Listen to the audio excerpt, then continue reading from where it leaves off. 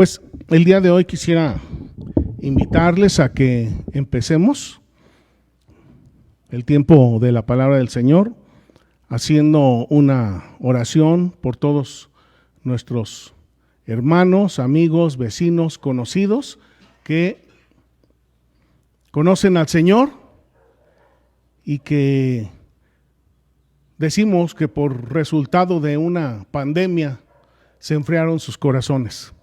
La pregunta es, ¿realmente se habrán enfriado los corazones por causa de la pandemia? ¿O será que la pandemia simplemente reveló lo que había en el corazón de cada persona? Los seres humanos siempre nos resistimos al cambio y recuerdo los primeros domingos que hacíamos el culto sin la presencia de los hermanos, era algo muy difícil y sin embargo así transcurrió mucho tiempo y ahora pues parece que la gente se acostumbró a quedarse en casa o a irse de paseo o a hacer cualquier otra cosa. Sin embargo, el tiempo transcurre y cada uno de nosotros estamos en riesgo a cada día de ser llamados a la presencia del Señor. ¿Y qué cuentas vamos a entregar?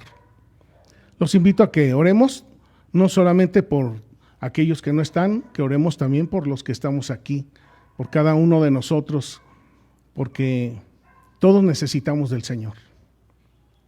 Padre, en este momento venimos a tu presencia y venimos para darte gracias por los que estamos aquí. Gracias también por nuestros hermanos que nos acompañan a través de los medios electrónicos y Señor, te agradecemos por cada uno de la vida de los que estamos en este momento en tu presencia.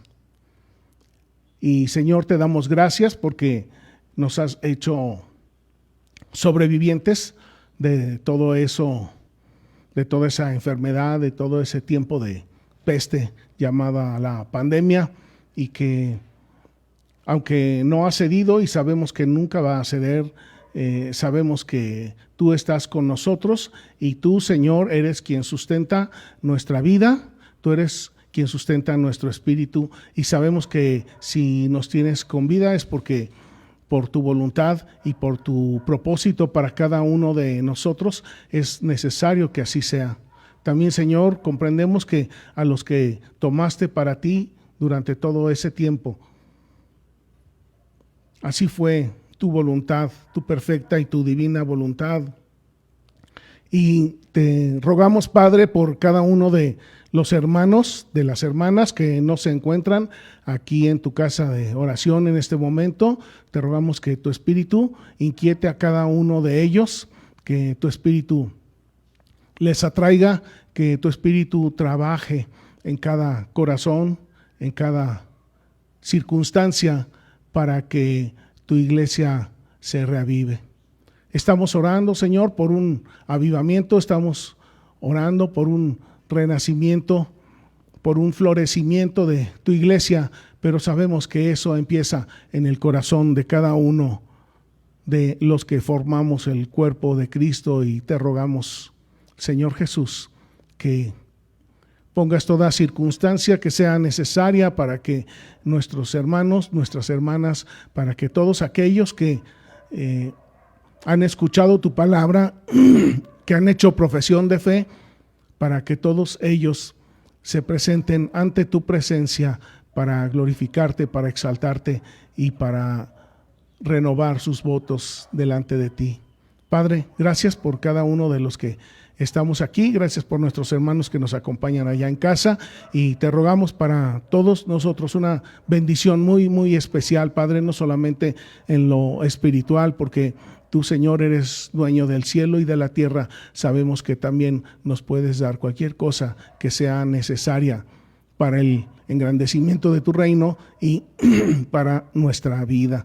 Padre, te damos gracias en este momento por esta bendición que rogamos en el nombre precioso de Jesucristo, y te rogamos que tu palabra en este momento la bendigas en nuestra mente, en nuestros corazones, y que prospere y que dé fruto para vida eterna. Te lo rogamos en Cristo nuestro Señor. Amén. Pues bien, vamos a entrar ahora sí en la palabra del Señor.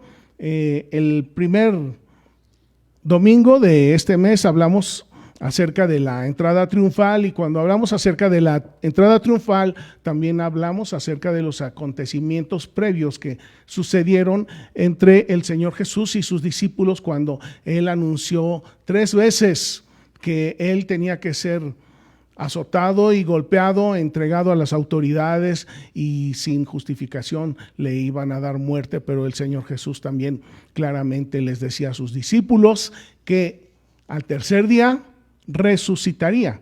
Y si ustedes lo recuerdan, esto lo vimos en Marcos en el capítulo 8, en el verso 31, donde el Señor endereza a Pedro, endereza sus palabras, endereza sus intenciones. Muchas veces nosotros pensamos algunas cosas y creemos que lo que pensamos es lo correcto, pero nuestro corazón es engañoso, y muchas veces lo que pensamos que es cierto y lo que afirmamos que es cierto realmente es falso.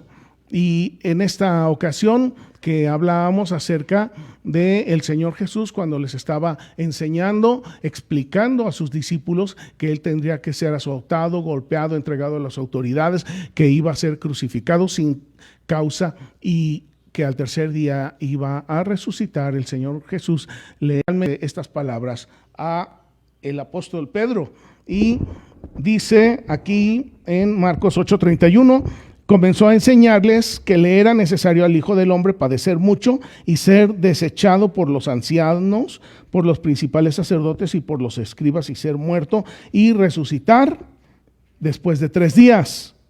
Esto les decía claramente. Entonces Pedro lo tomó del brazo aparte y empezó a reconvenirlo, empezó a convencerlo de que no se dejara. Y entonces el Señor Jesús en el verso 33 le responde, volviéndose a él y mirando a los discípulos, reprendió a Pedro diciendo: quítate delante de mí, Satanás. No es que le esté diciendo Satanás a Pedro, sino a las intenciones, a los pensamientos y a las ideas que tenía Pedro de decirle al Señor: no dejes que esto te pase.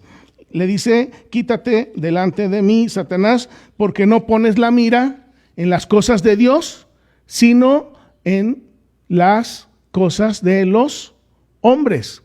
Entonces, ¿qué es lo que le está diciendo a Pedro? Tú estás pensando en que no me maten, en que no me hagan daño, estás pensando en que no me golpeen, pero no pones tu mente, tus ojos en el bien supremo que Dios quiere hacer a la humanidad. El Señor Jesús bien podría haber salvado su cuerpo, que finalmente en algún momento tenía que morir, y sin embargo Él prefirió morir por cada uno de nosotros. Dice aquí en la palabra que Dios muestra su amor para nosotros en que su Hijo murió por nosotros cuando nosotros no lo merecíamos. Finalmente, lo que necesitamos nosotros recordar en este momento es: el Señor reconvino a Pedro, regañó a Pedro, enderezó a Pedro por poner sus ojos en las cosas de los hombres, en las cosas de la tierra, y no en las cosas de Dios.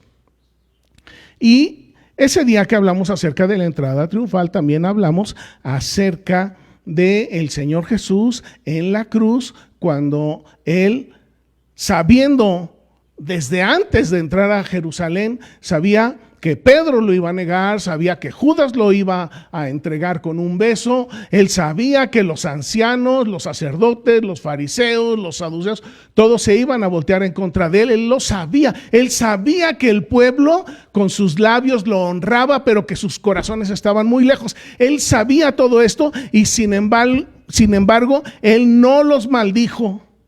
Sin embargo, Él no profirió injuria en contra de ellos. Y cuando estaba en la cruz, y esto lo vimos en Lucas 23, en el capítulo 33, cuando estaba el Señor Jesús en la cruz, Lucas 23, verso 33 y 34. El Señor Jesús estaba ya clavado en la cruz, ya había sido clavado, ya había sido azotado, escupido, injuriado, ya solamente estaba esperando su muerte y no profirió injuria ni maldición en contra de todos ellos. 23:33 de Lucas. Y cuando llegaron al lugar llamado de la Calavera, le crucificaron allí y también a los malhechores, uno a la derecha y el otro a la izquierda. Y Jesús decía: Padre, perdónalos porque no saben lo que hacen. Y el Señor los está disculpando, los está perdonando y además los está bendiciendo cuando ellos lo están destruyendo. Y esto lo platicamos también ese día. Satanás estaba ahí juntito a Jesús, esperando que él se descuidara tantito, que lanzara la más pequeña injuria, que tuviera el más pequeño pensamiento en contra de los que le estaban haciendo daño, que tuviera la más mínima mirada de odio para entonces destruirlo. Y sin embargo el Señor Jesús soportó, y con amor y con paciencia y con misericordia derramó su gracia sobre todos ellos. Y dice: Padre, perdónalos, perdónalos. Sí saben lo que hacen, pero perdónalos, porque no se dan cuenta que están crucificando al Hijo de Dios. El día de hoy vamos a ver otro ejemplo acerca del perdón.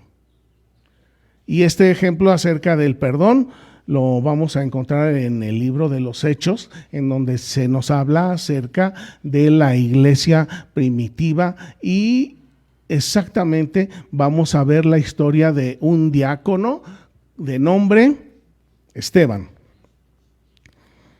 Esteban fue nombrado diácono para servir en la iglesia, para servir las mesas, para poner las sillas, para recogerlas, para servir la comida, para todo lo que era para la atención de los hermanos y de los pobres. Miren, es importante que primero entendamos y comprendamos que para servir a Dios se requieren ciertas características, como por ejemplo, saber barrer muy bien, saber cocinar muy bien, ¿verdad que sí? Claro que sí, pero esas son las habilidades humanas. Hay ciertas habilidades, ciertas posesiones espirituales que necesita todo aquel y toda aquella que verdaderamente quiera servir al Señor. Aquí en Hechos, entonces, en el capítulo 6, si gustan acompañarme, aquí se nos habla acerca de la elección de 7 diáconos, de 7 servidores. No eligieron al que mejor tocaba la guitarra y tampoco eligieron a la hermana que mejor cocinaba, ni eligieron al que mejor cantaba.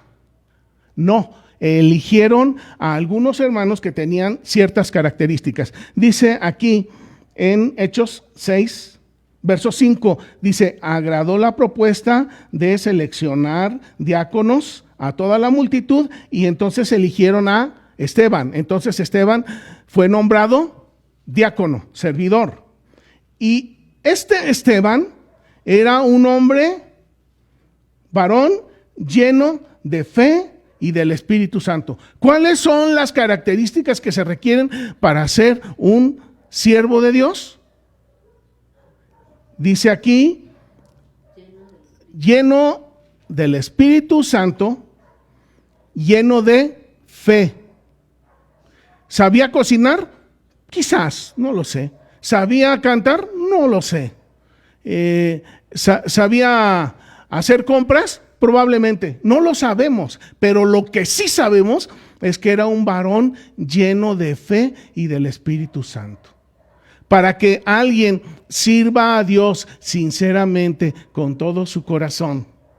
Puede ser que la hermana no sepa cocinar muy bien, o puede ser que la hermana no sepa hacer bien la limpieza, pero si la hermana es una mujer de fe y que está llena del Espíritu Santo, les aseguro que lo material lo va a aprender a hacer, y lo va a hacer con un amor que no lo haría una persona que no tiene fe ni tiene al Espíritu de Cristo. Y luego dice que también seleccionaron a Felipe, Prócoro, Nicanor, Timón, Pármenas, Nicolás, prosélito de Antioquía. Bueno, entonces sabemos que Esteban era ya un diácono, y que fue nombrado diácono porque él era lleno del Espíritu Santo y fe. Ahora, miren, este hombre, Esteban, empezó a servir también en la iglesia, y digo, no que adornara los platos, sino el amor con el que él servía se empezó a hacer tan notorio que inmediatamente empezaron a salir las envidias, empezaron a salir sus detractores, empezaron a aparecer los depredadores, los que querían destruirlo, incitados ¿por quién? Por Satanás. Y este hombre que amaba al Señor y que estaba lleno del Espíritu Santo y fe, este hombre, así como nuestro Señor Jesucristo, también padeció. Aquí, miren, mis hermanos, quiero que notemos que lo que sucedió con Esteban sucedió cuando él ya estaba lleno del Espíritu de Cristo. Cuando el Señor Jesús fue crucificado, por supuesto que él tenía su espíritu sobre su cuerpo, y su espíritu y el Padre le dieron fuerza para soportar todo lo que él sufrió. Ahorita vamos a ver qué fue lo que ocurrió con Esteban, y lo que ocurrió con Esteban, guardando las debidas magnitudes, pero lo que sucedió con Esteban es muy parecido a lo que sucedió con el Señor Jesús, porque también Esteban era lleno de fe y del Espíritu Santo, y también sufrió, y también en este caso a Esteban lo que le sucedió fue que lo apedrearon. Si siguiéramos leyendo, yo los invito a que ustedes lo lean en casa, aquí en el capítulo 7, cuando detuvieron a Esteban, el sumo sacerdote empezó a cuestionarlo y a tratar de, con mentiras, sentenciarlo. Y así fue como lo hicieron. A base de mentiras y de falsos testimonios, lo sentenciaron. Pero antes de que Esteban fuera apedreado, él presentó su defensa y empezó hablando desde Abraham hasta nuestro Señor Jesucristo. Y cuando él empezó a hablarles de nuestro Señor Jesucristo, del Salvador, del justo, del Mesías, del Cristo de Dios, que ellos habían matado, en ese momento les empezaron a crujir los dientes del coraje, de la rabia, incitados por Satanás. Y entonces sentenciaron a Esteban. Aquí, esto yo les pido que ustedes lo lean en casa. Es una historia muy, muy, muy interesante, pero que no me alcanza el tiempo. Yo en este momento les pido que vayamos hasta el verso 55. Mire, en el verso 54, 7:54 de Hechos, dice: oyendo estas cosas, se enfurecían en sus corazones y crujían los dientes contra él. Estaban furiosos, rabiosos de que les estuviera diciendo la verdad. Y bien dice el refrán: la verdad no duele, pero incomoda. Y a estos hombres sacerdotes, el sumo sacerdote, y a los fariseos y a los escribas, a todos les dio mucho coraje que Esteban les dijera sus verdades. Y entonces, ¿y cuál era la verdad? Que ellos habían crucificado al Señor Jesús. Dice el verso 55, pero Esteban, y nuevamente nos dice, lleno de ¿qué? ¿De qué? 7:55 de Hechos. Lleno del Espíritu Santo. Concuerda con lo que acabamos de ver en el verso 5. Igualmente en el verso 8. Dice: Esteban, lleno de gracia y de poder, hacía grandes prodigios y señales entre el pueblo, porque era lleno del Espíritu Santo y fe. Y aquí en el verso 55 nos dice: Esteban ya estaba sentenciado a muerte por lo que les había dicho, y en este momento ya ellos estaban buscando la forma de matarlo. Dice el verso 55: Esteban, lleno del Espíritu Santo, puestos los ojos en el cielo. ¿En dónde tenía puestos los ojos Esteban? ¿En las cosas de Dios o en las cosas de la tierra? En las cosas de Dios.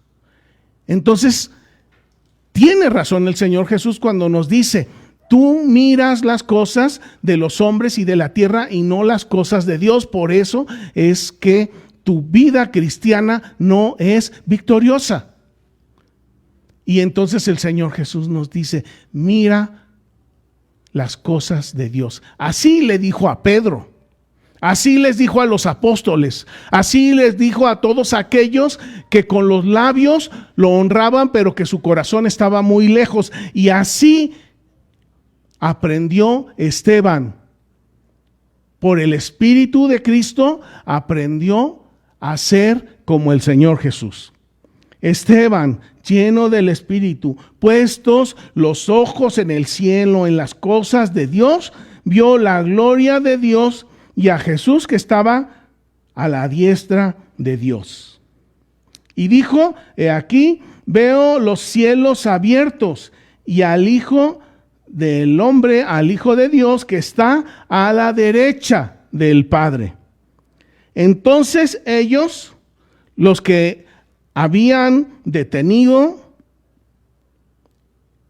y además interrogado a Esteban, dando grandes voces, se tapaban los oídos, decían: ya no queremos oír esto, ya no queremos oír esto. Mire, muchas veces la gente, el pastor, la palabra, muchas veces en oración recibimos mensajes de Dios y decimos: yo ya no quiero que me digas esto, yo ya no quiero saber más de esto.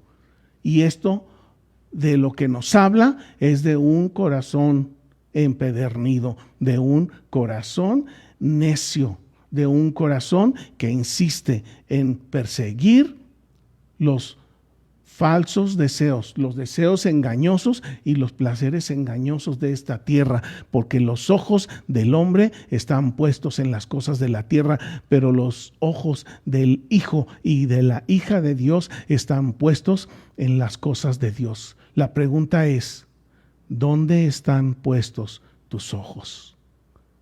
¿Dónde están puestos nuestros ojos? ¿Dónde están puestos mis ojos? ¿En las cosas de Dios? ¿Verdaderamente? Vamos a ver qué fue lo que sucedió con este hombre. Verso 58. Entonces lo echaron fuera de la ciudad y lo apedrearon. Y los testigos pusieron sus ropas a los pies de un joven que se llamaba Saulo. Lo apedrearon injustamente. Solo porque él les dijo: ustedes crucificaron al Mesías. Eso fue lo que a él le costó la vida.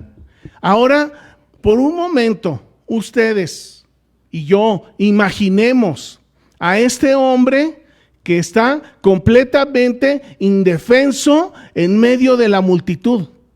¿Se acuerdan a la mujer adúltera? El Señor Jesús la defendió. Y él dijo: el que esté libre de pecado, que tire la primera piedra. Entonces, cuando Esteban, que habían visto su cara como de un ángel y sabían que ningún daño, ningún mal había hecho, y estos sí agarraron las piedras, y estos sí le empezaron a aventar las piedras. Entonces, ¿qué mensaje estaban diciendo ellos al aventar las piedras? Que ellos no eran pecadores.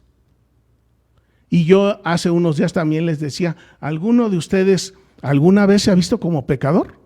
Yo sí. Pero si alguno de ustedes no se ha visto como pecador, entonces no es hijo de Dios. Porque para llegar a ser hijo de Dios, para llegar a saber que necesitábamos vida, primero necesitábamos saber que estábamos muertos en nuestros pecados y en nuestros delitos. Pero todo aquel que no se da cuenta de eso, que no le interesa eso, pues cómo va a pensar en ser hijo de Dios. Entonces estos hombres, al apedrear a Esteban, ellos estaban diciendo, nosotros no tenemos pecado y el pecado está sobre ti. Y entonces, pero ¿cómo será la brutalidad de ser apedreado para que termine la vida de esa manera? Piedra tras piedra tras piedra. Muy probablemente quedó Esteban enterrado, que en este caso no sería enterrado, ¿verdad? Quedó empedrado, cubierto por las piedras. Y mientras él en su cuerpo estaba recibiendo cada una de las pedradas, Satanás estaba ahí junto a él, esperando que él maldijera. Disculpen la palabra. Satanás estaba esperando que Esteban les mentara la mamá. ¿Y qué hizo Esteban? No lo hizo. Así como el Señor Jesús no lo hizo, porque tenía el Espíritu de Cristo. Miren el amor de Esteban, que no profirió ninguna injuria en contra de aquellos que lo estaban apedreando. ¿Por qué no lo hizo? Podía haberlo hecho y tenía el derecho, y además ellos se lo merecían, ¿sí o no? Pero Esteban, puestos los ojos en el cielo, mirando las cosas de Dios, no profirió injuria en contra de sus asesinos. Y yo lo pienso una y otra vez, y yo digo, la verdad, yo muy difícilmente aguantaría que me dieran una pedrada. Y si me dieran una, mucho más difícilmente aguantaría que me dieran una segunda. Y a la tercera, no sé qué haría. No sé. ¿Ustedes qué piensan de ustedes? Pero Esteban soportó. El Cristo, el ungido, el Hijo de Dios, soportó. Apedreaban a Esteban mientras él invocaba y decía, Señor Jesús, recibe mi espíritu. Y como decía el Señor Jesús al Padre, en tus manos encomiendo mi espíritu. Era un hombre lleno del Espíritu que no emitió injuria, no pronunció injuria en contra de sus victimarios. Y luego dice el verso 60. Y puesto de rodillas, ¿qué estaba haciendo? Orando. Puesto de rodillas ante la calamidad, ante la adversidad, ante tantísimos fregadazos, y él puesto de rodillas orando. ¿Qué nos enseña esto? Que cuanto más difícil esté el problema, el pleito, la dificultad, de rodillas podemos salir victoriosos con la ayuda del Señor. Clamó a gran voz Esteban y les dijo, Señor, no les tomes en cuenta este pecado. Y habiendo dicho esto, cerró los ojos y expiró. Tiene mucha similitud con la muerte del Señor Jesús. Esteban encomendando su espíritu. Esteban cerrando su mente a lo que se merecía los agresores que les dijera. Y en silencio soportó como el Señor Jesús y fue llevado al cielo. ¿Se imagina qué victoria, qué alegría hubiera sido para Satanás que Esteban les dijera 2 o 3 palabrotas? Con eso, Esteban hubiera perdido su galardón. Sin embargo, Esteban soportó. Ahora, déjenme decirles acerca del perdón. Siempre hemos pensado, creído que perdonar es difícil. Y sí, por supuesto, claro que es muy difícil. Y también hemos pensado que el perdón solamente es cuando tenemos el Espíritu de Cristo. Y sí es cierto. Pero ¿sabe usted que aún cuando una persona no tenga el Espíritu de Cristo, ha sido capacitada por Dios para perdonar? Cuando somos hijos de Dios, por medio del Espíritu de Cristo, es más sencillo, es más fácil perdonar, que tiene de todos modos su grado de dificultad.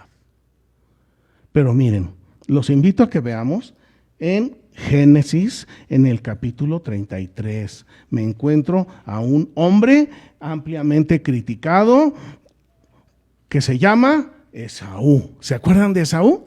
Aquel Esaú que vendió su primogenitura por un plato de lentejas.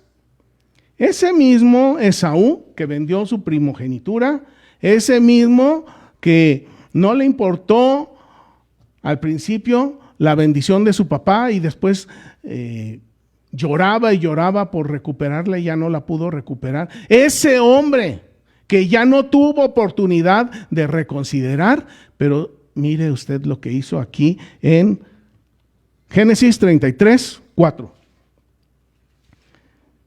Esaú corrió al encuentro de su hermano Jacob y le abrazó y se echó sobre su cuello y le besó y lloraron. Jacob, el tramposo, el ladrón, el engañador, ahora transformado por Dios, llamado ahora a Israel, bendecido por Dios. Miren cómo recibió la bendición de su hermano que tanto lo odiaba. Aquí hay providencia de Dios para Esaú, para que siendo como él era, perdonara.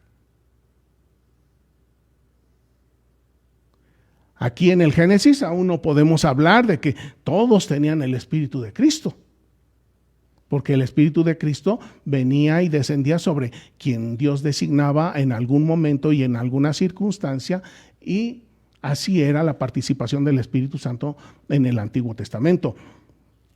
Sin embargo, este hombre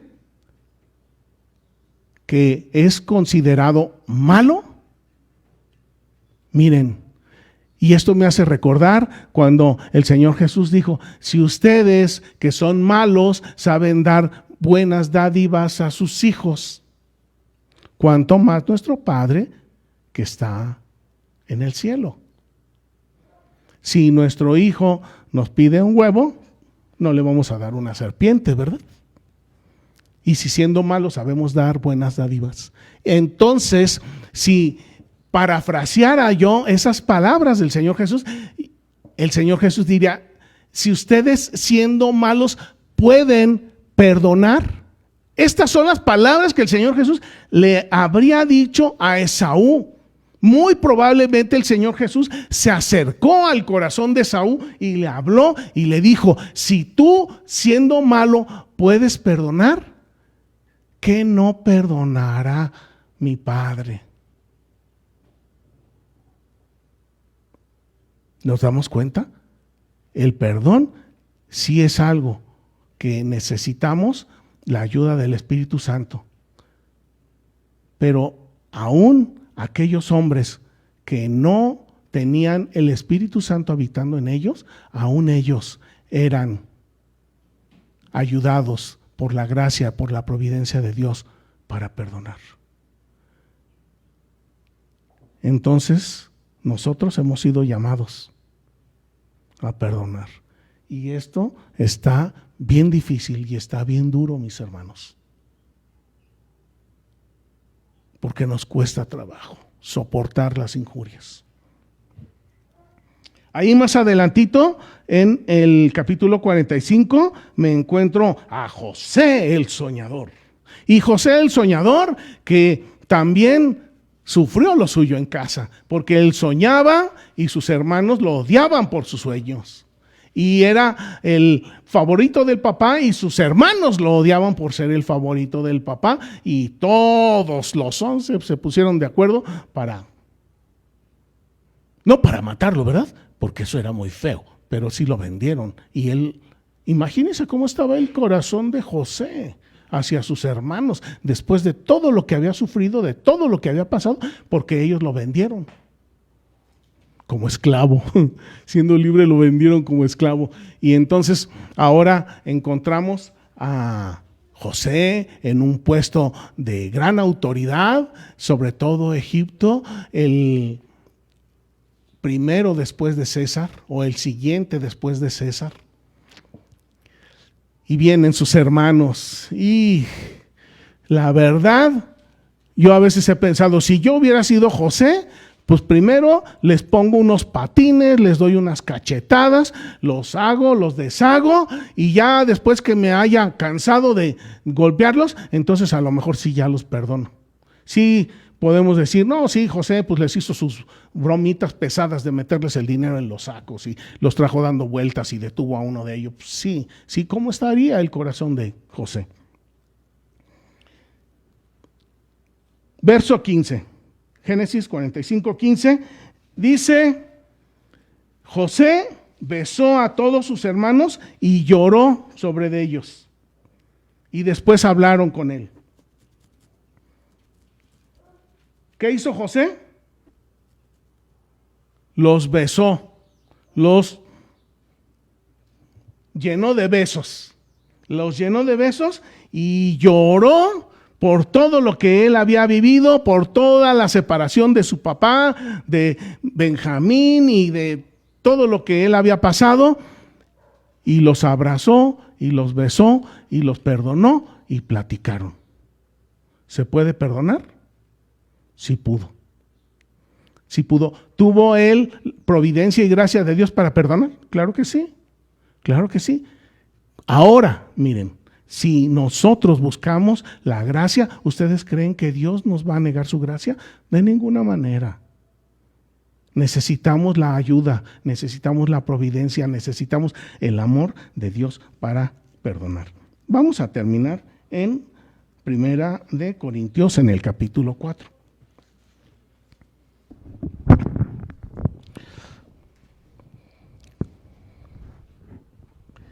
El Señor Jesús dijo, Padre, perdónalos porque no saben lo que hacen.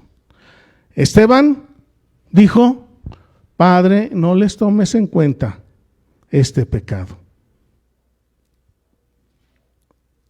Esaú abrazó a su hermano y lo besó, lo perdonó.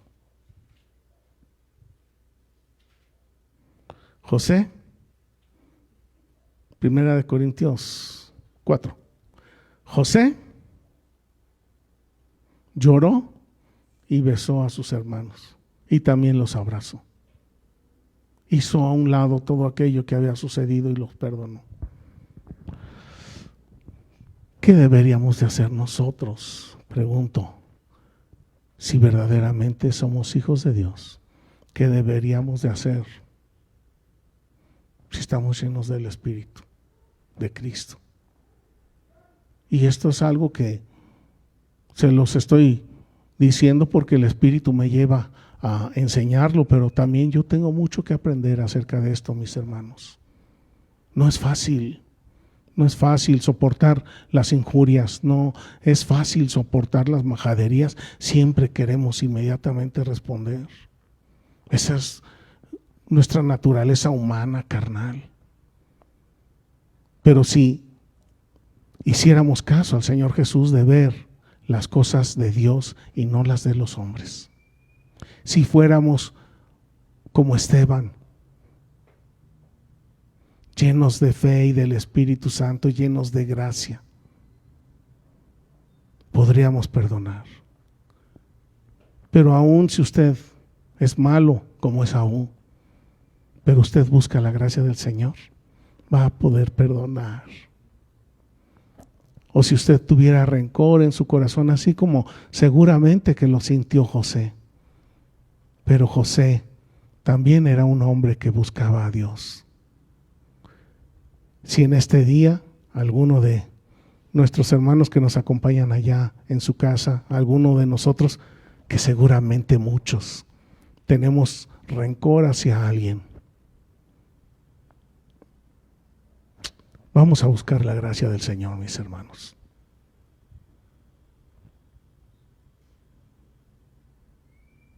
Si somos hijos de Dios, Él nos da la gracia para perdonar. Primera de Corintios 4, verso 12, dice: nos fatigamos trabajando con nuestras propias manos, es decir, que no tomamos de los demás ni lo que no nos corresponde. Nos fatigamos trabajando con nuestras propias manos, nos maldicen y nosotros, ¿qué dice aquí? Si nos maldicen, nosotros bendecimos. Si padecemos persecución, ¿qué hacemos? ¿Huimos? No, soportamos. Mis hermanos, uno de los primeros síntomas de que el Espíritu de Cristo está en nuestro corazón